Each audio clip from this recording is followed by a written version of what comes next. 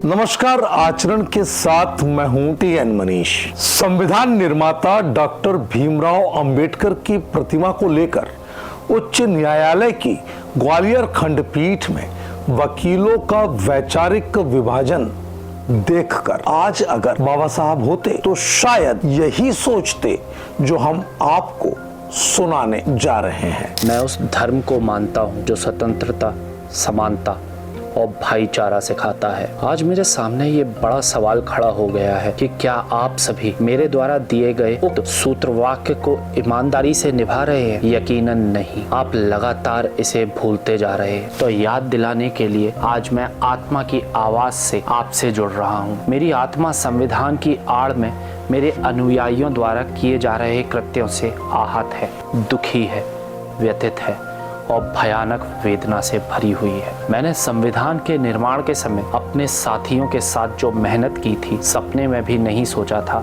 कि मुझ जैसे सर्वधर्म संभाव व्यक्तित्व के मूल चरित्र को संकीर्ण मानसिकता के साथ अपने मतलब की राजनीति के लिए अनर्गल तरीके से आप सब इस्तेमाल करेंगे। मुझे ये कहने मानने अपनी स्वीकारोक्ति पर संकोच नहीं है, बल्कि गर्व का अनुभव होता है कि भारत के संविधान में शामिल भारत की आत्मा से जुड़े तथ्य, नियमों और संस्कारों को सिखाने, परिपक्व करने और आकार देने में मेरे साथ देश की 298 विद्वान व्यक्तित्वों ने अपना सर्वस्व दिया था। जिस फूलबाग ग्वालियर के अंबेडकर पार्क में आज मेरी प्रतिमा आप सभी के द्वारा वर्ष में केवल 2 बार आकर्षण का केंद्र बनती है, यह स्थान ग्वालियर की गंगा जमनी तहजीब की जीवंत मिसाल है। यहाँ थियोसॉफिकल सोसाइटी, मोती मस्जिद, गोपाल मंदिर, गुरुद्वारा जैसे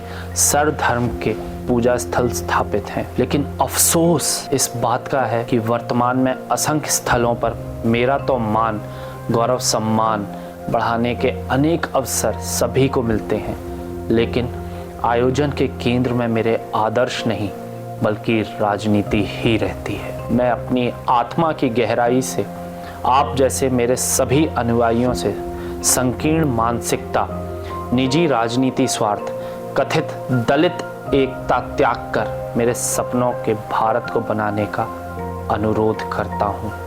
उच्च न्यायालय ग्वालियर के परिसर में मेरी मूर्ति विवाद, आक्रोश, बवाल और वकीलों में वैचारिक मतभेद के बीच बेशक नहीं लगे तो ही अच्छा रहेगा, क्योंकि मैंने समता मूलक समाज की स्थापना के लिए अपना जीवन होम कर दिया। मेरी उम्मीद है कि आप सभी कानून के आधार स्तंभ हैं और संविधान की आत्मा को कचोटने का हिस्सा नहीं बनेंगे और ग्वालियर की गौरवशाली ऐतिहासिक सांप्रदायिक सद्भावना की मिसाल को आगे बढ़ाने में अपना अमूल्य योगदान देकर मेरी आत्मा की गहराई से निकली आवाज को अवश्य सुनेंगे। आपका डॉक्टर भीमराव अंबेडकर। देश दुनिया की सभी खबरें देखने के लिए जुड़े रहिए आचरण न्यूज से। आचरण न्यूज, हर कदम आपके साथ।